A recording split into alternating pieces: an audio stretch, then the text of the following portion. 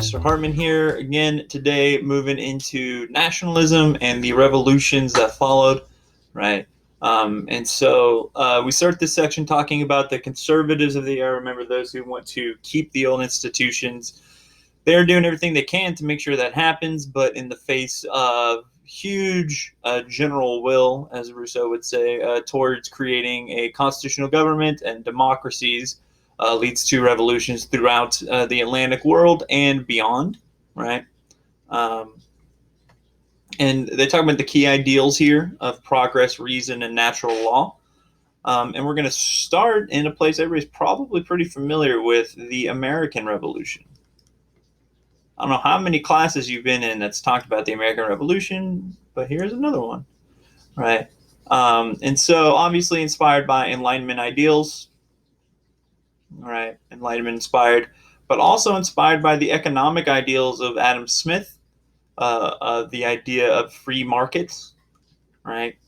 Free market principles, because again, with mercantilism, right, they're only dealing with the British government or the British economy, right, which, makes their goods a little cheaper than they probably should be, right? On top of this, the American colonists had become increasingly politically independent, right, because of the distance, right, and also because of the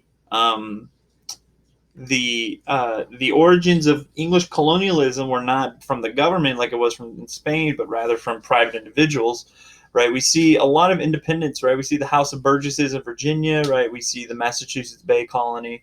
All of those are very much independent, right? Right. On top of that, again, the long distance between the two created a sense of alienation amongst many, right? The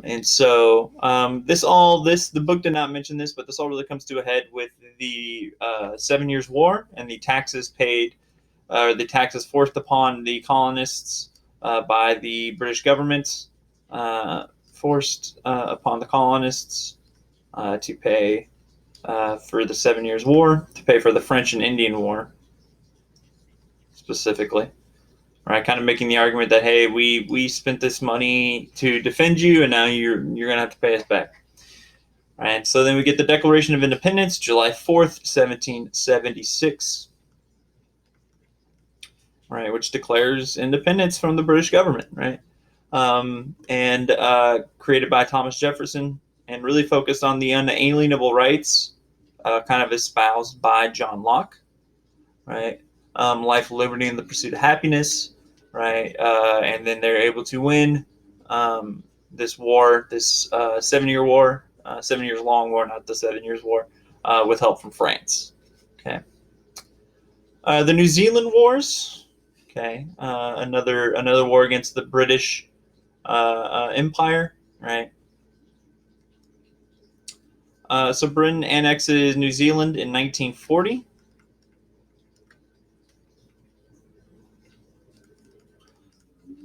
Or sorry, 1840. Goodness gracious. In 1840, and at this point, we have the Iwi, right? The different tribes of the Maori, right? So the native people are the Maori, right? And they had developed a very strong sense of culture, right?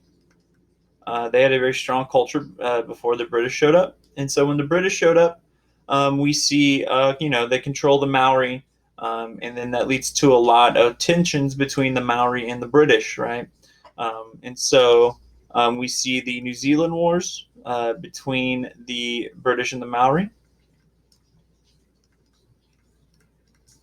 Right, Maori want to reestablish control over their culture and their society, right? But the British will win this overall. Okay. All right. Probably the most radical revolution is the French Revolution. Now, the French Revolution is doing something very different than the American. In the New Zealand Wars, the French Revolution is trying to break down an entire social structure that has been in existence for a very long time, right? So let's talk about kind of the causes of this revolution, right?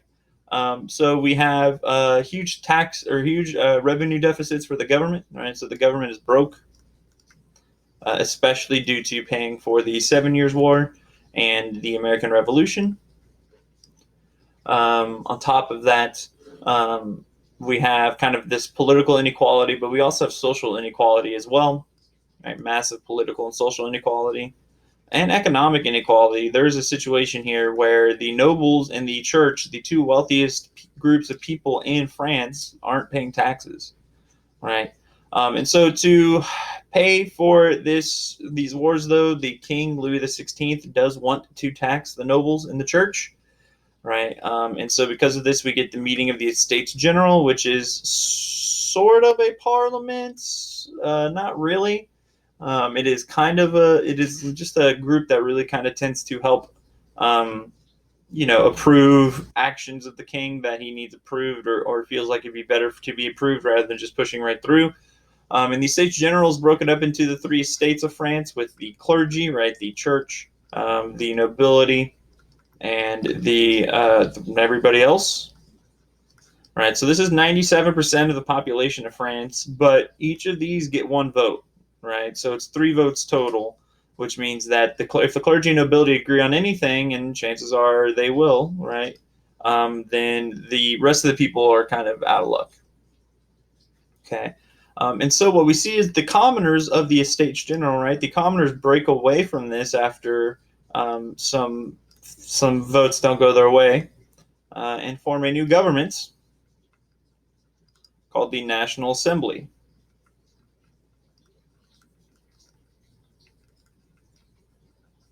Okay. So the National Assembly is the place where we see a lot of the major developments of the empire, or excuse me, of the French nation break through, right? But we'll get to that in a second. So the National Assembly begins to meet, and it's fairly moderate, and it is liberal, right? It's a liberal group, but it's a very moderate liberal group who want mostly a constitutional monarchy, right? But what we eventually see here is that the king tries to arrest them, the people of the National Assembly, and so what we see here is a peasant uprising in Paris. Peasants in Paris rise up and storm the Bastille, right? Which is a political prison that's not really actually a prison anymore. And they also think there's going to be a lot of guns here. There's not a lot of guns there. But it symbolizes the monarchy and the aristocracy's power, right? And then we see peasants rise up in the countryside as well, against the nobles, right? Countryside uprisings occur as well, right? And so we see a lot of nobles flee to their neighbors, especially in Austria, and Prussia. And so the king has to accept a new government by the National Assembly. And the National Assembly creates some of the most major changes.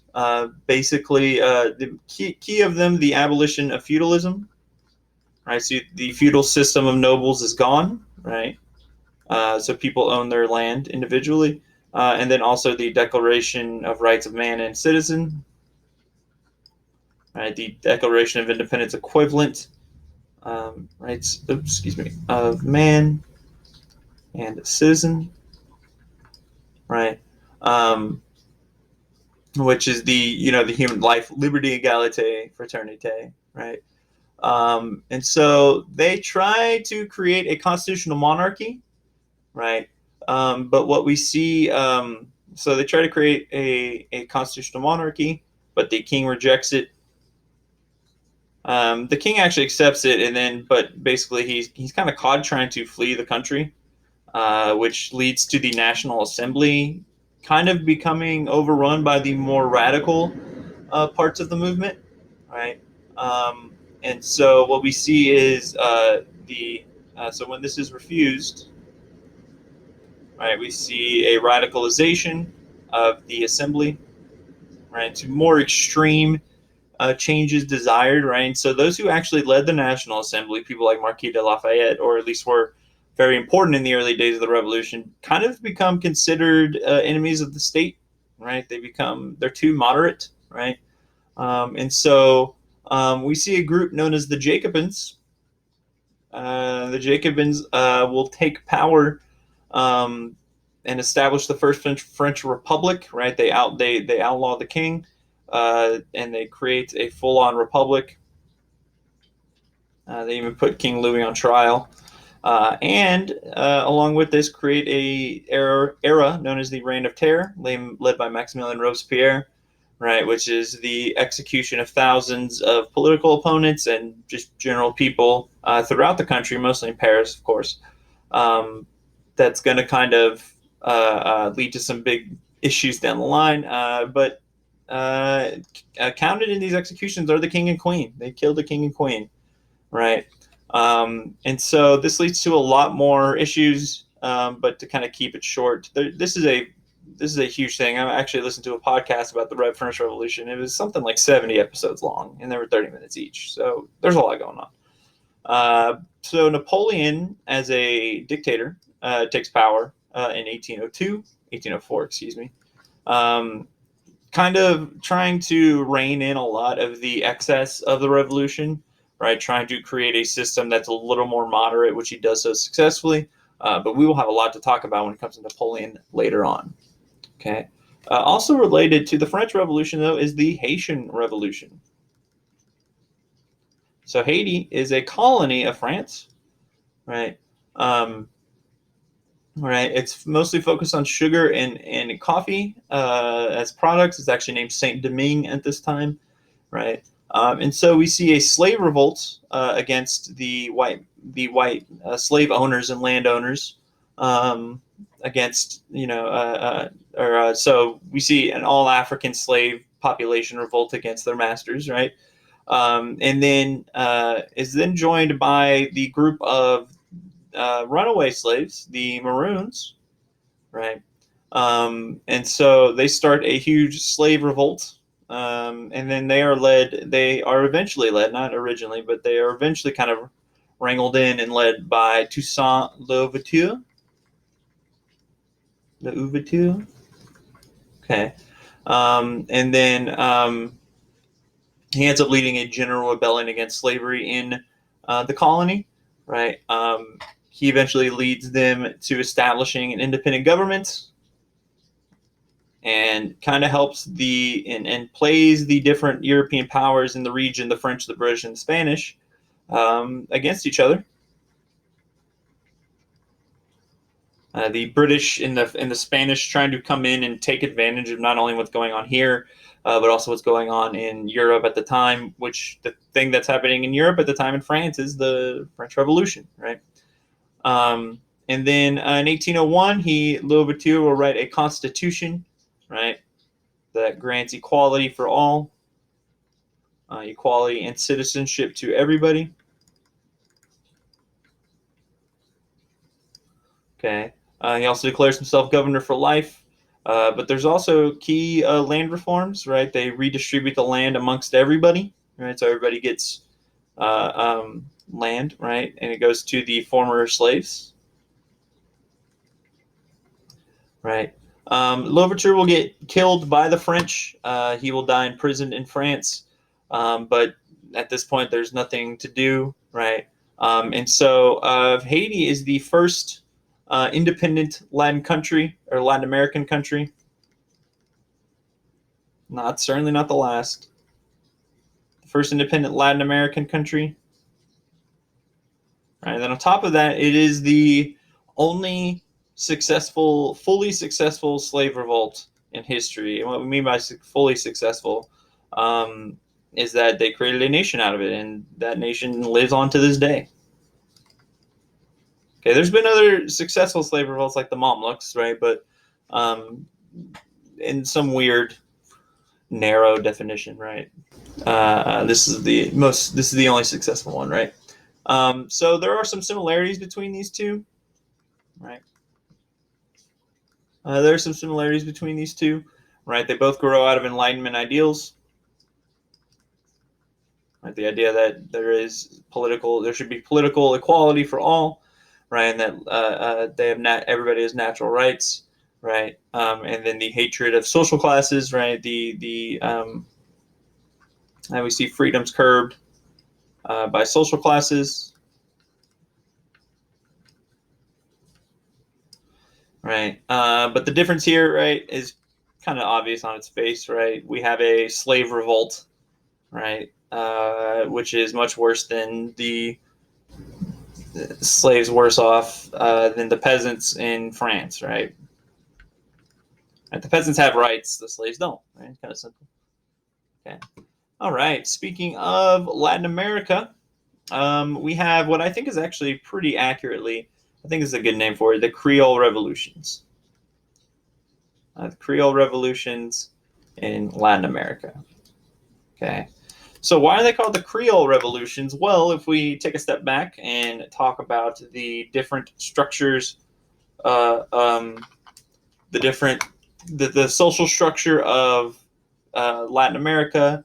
If I kind of write it up here, right, we have the Peninsulares at top, who are the people born in Spain, in Portugal, but mostly Spain. We have the Creoles, who are of European descent, right? So their parents are Spanish, but they're born in the Americas. And then we have the Mestizos, who are a mix of indigenous and Spanish, right? And then we have the mulattoes, which are a mix of African and Spanish. The Zambos, which is a mix of African and indigenous. Then you have, of course, your African slaves and your indigenous slaves as well, right? Okay, so we have this kind of social structure in place, right? And the Peninsulares are getting all the power, right? Peninsulares have all the power, and because of that, of course, they also have all the wealth, right? Um, and so we see that the Creoles, right here, this upper level, right, they have no power or very little power, right? And so we see a lot of discontent here, right? Um, on top of the Peninsulares having all the power, we also see that the Creoles oppose mercantilism, very similar to what we saw in the United States, right? They're successful businessmen, but they're not that successful because everything's going to Spain. They could be much more successful if there was a free market, right? Um, and so on top of this, we also even see the mestizos wanting some more of that power, right? So the Peninsulares have power, and both of the Creoles and the Mestizos want in on that. Okay.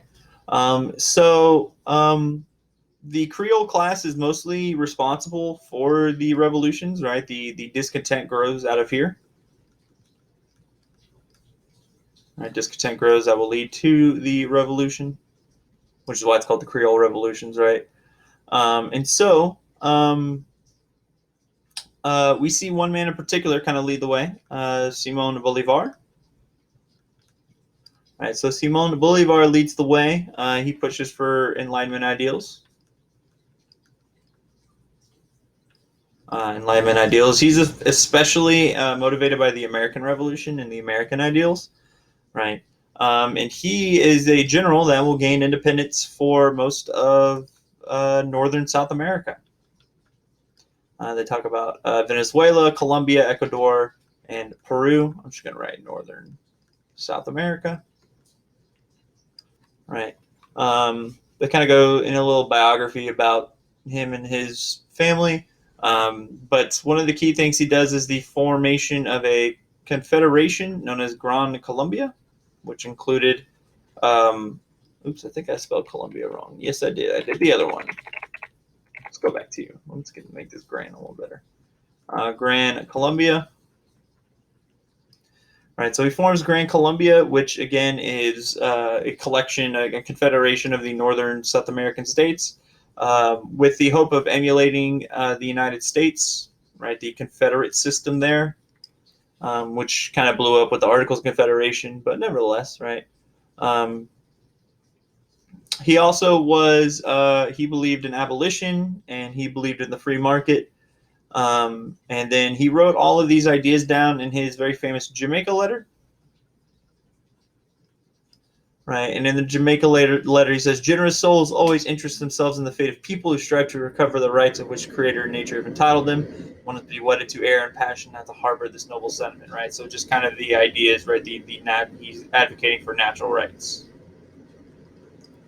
Right. Um, so We see very long, protracted wars in South America or Latin America. And the long wars lead to a lot of allegiance to the generals that led the war. And those generals are going to gain a lot of political power as well because of this, right? And they'll be known as caudillos. Right? Caudillos, who are local leaders with strong regional power. And we'll even see some of these caudillos take power over an entire state. Mexico, Santa Ana, as a big example, right? Um, but the key thing about the caudillos is they kind of pick whatever side that's best for them. But they tended to disregard representation, representative government, and instead focused on rule of they disregarded representative government and the rule of law, and tended to rule kind of in a fascist way, right? Very controlling of their people. Okay. Um, we still see. So, what are the results of the Creole revolutions? Right, the Latin American, the newly free Latin American countries are still very conservative, especially in comparison to the United States. Okay, they do end some things. They end some social distinctions. They end slavery in a lot of places, right? But they talk about how in Peru, right, they people were forbidden to vote if they couldn't read and write Spanish, right? And the key thing here though is that the Creoles, right, basically just replace the Peninsulares, right?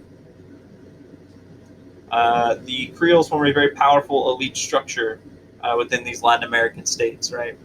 Um, and on top of this, right, we see women really don't gain a whole lot from this change in government.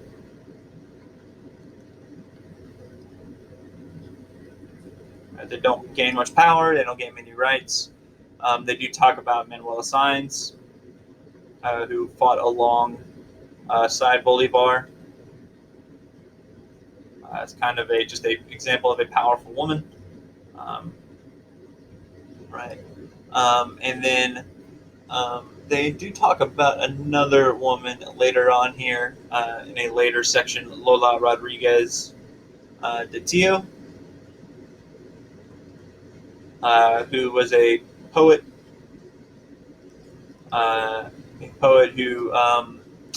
who was very critical of Spain in her homeland of Puerto Rico and then later Cuba.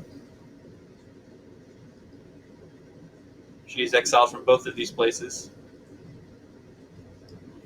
right? Um, but yeah, so on the whole, right, we're not seeing these Latin American revolutions change everything like we see with the American and French revolutions. Instead, we're seeing it kind of just change hands as to who's in power, right?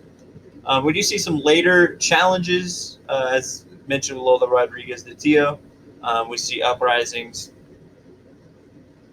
in three kind of areas or two areas that the Spanish still control in the Caribbean, which is Puerto Rico and Cuba, in the 1860s, right?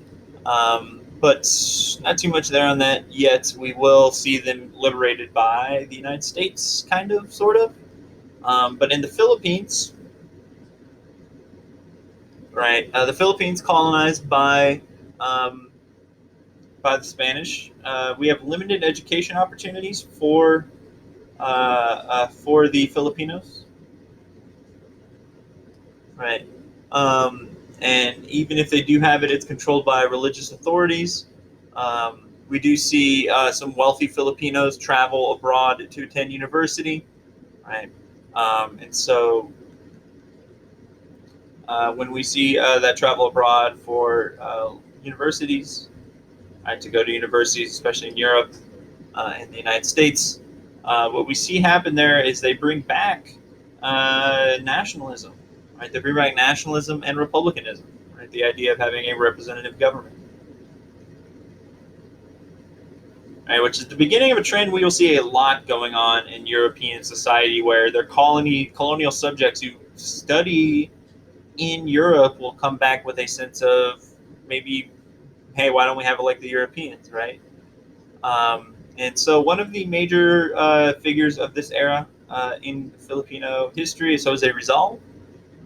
He is he publishes writings advocating for greater autonomy. I did not publishing. Publishes publishes writings for more autonomy, right? And this movement is known as the propaganda movement. They're kind of creating propaganda to promote Filipino independence. Again, not Filipino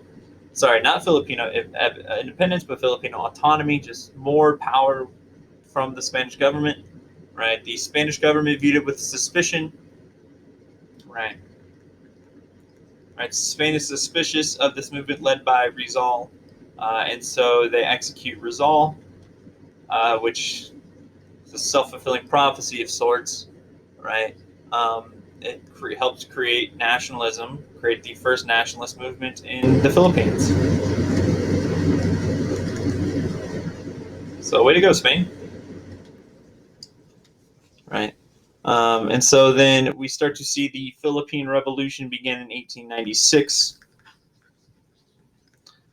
But we won't see this really settled until the United States shows up. Okay. There is more here. I might be running out of space, but we'll do what we can. Because we also need to talk about unification in Europe. Okay. We see kind of the role of nationalism, right, turn into a desire for cultural unification of many different places. And we're going to start that discussion with Italy, right? Italy is a patchwork of kingdoms and city-states in the Papal State, right? It's not unified. Part of it's part of Austria, part of it's was part of the Byzantines, and now is its own kingdom of Naples, which is owned by Spain. You again have the Papal State. You have the city-states of the north, either control of the Austrians or the Holy Roman Empire. Then you have the Kingdom of Piedmont and Sardinia. You have the House of Savoy, right? There's a lot going on. And so what we see is we're going to start with Camillo de Cavour, who is the prime minister of the House of Savoy, right? The kingdom of Savoy, right? But he believes in the Enlightenment ideals, but he also believes in a concept known as realpolitik, which is not usually associated with him. It's associated with something we'll talk about here in a second, right? Which is the practical politics of reality, right? Practical politics, right? So yes, I have these high-minded ideals, but also what do I need to do right now to improve my position, right? And so he helps create Italian unification through manipulation, right? He has France declare war on Italy, or excuse me, not Italy, with Austria, which allows him to peel away those northern states from the Austrian Empire, right? Um, they back out eventually because the Pope does not want to be under the control of a central Italian government. The Pope wants to be independent, right? But we see a lot of plebiscites, right, after this, right, or popular referendums to join the Kingdom of Piedmont, which is where the House of Savoy is. Piedmont, which again that's him, right? He's the Prime Minister of Piedmont, right? And so we also start to see, to kind of push this along, right? Cavour adopts the kind of radical revolutionary ideas platform, radical revolutionary ideals that are associated with Giuseppe Mazzini.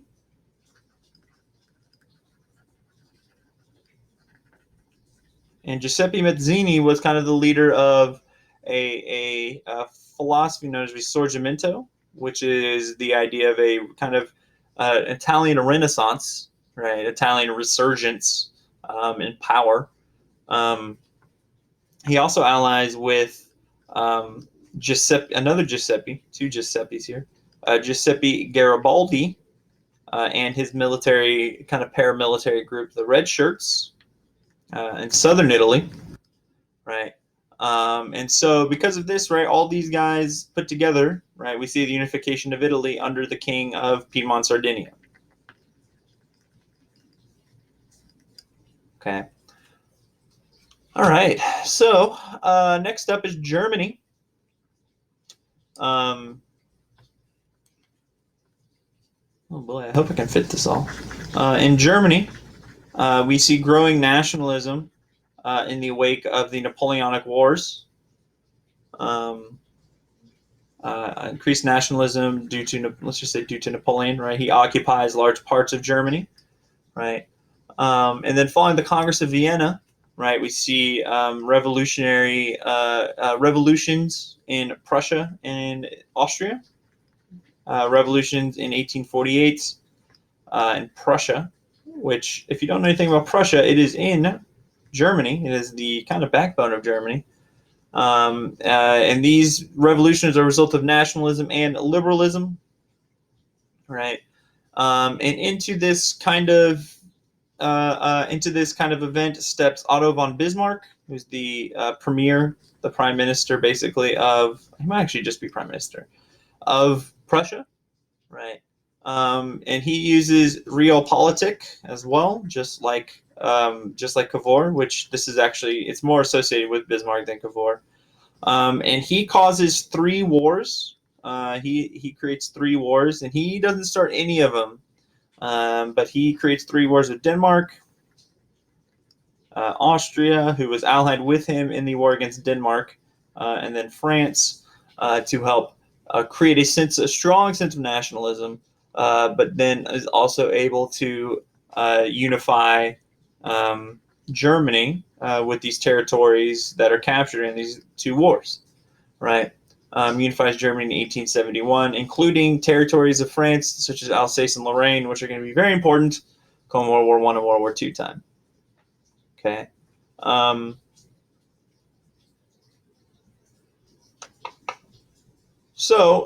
They briefly talk about the balance of power, which I'm going to put right here. I'm not going to talk too much about it right now, but balance of power politics have really negotiated European politics for a very long time, and especially become true after the Napoleonic Wars, right? An attempt to make sure nobody becomes as powerful as Napoleon does, right? And then we do see a lot of immigration from Italy, especially from the impoverished southern Italy, and especially to 2 countries, the United States and Argentina. Argentina, due to the policy that they have that specifically encourages people to immigrate to there. Okay. In the Balkans, we have the rise of Balkan nationalism. So the Balkans are currently controlled by the Ottomans at this point, right? But their failed siege of Vienna is kind of the beginning of their decline, right? And at this point, we see Austria and Russia being able to kind of corner in the Ottomans, right? Push back the Ottomans. Okay. And so we see more contact with Western Europe, right, leads to that increased nationalism. Ooh, why am I doing that? Increased nationalism in the Balkans.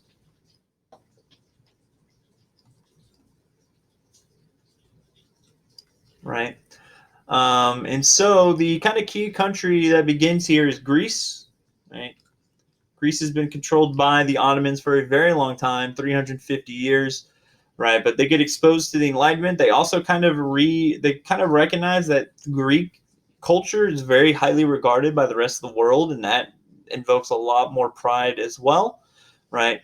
And so we see a huge civil war against the Ottomans, but we will see the Greeks get independence in 1827 or so, 1827, 1828, with help of the British and the French and the Russians.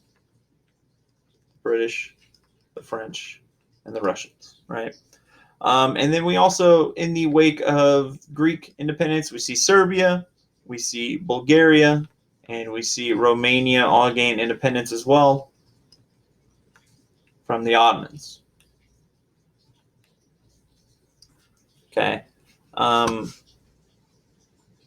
again, just that growing idea of the unification around a culture or a language, right? These all is what's creating all these independent nations, right?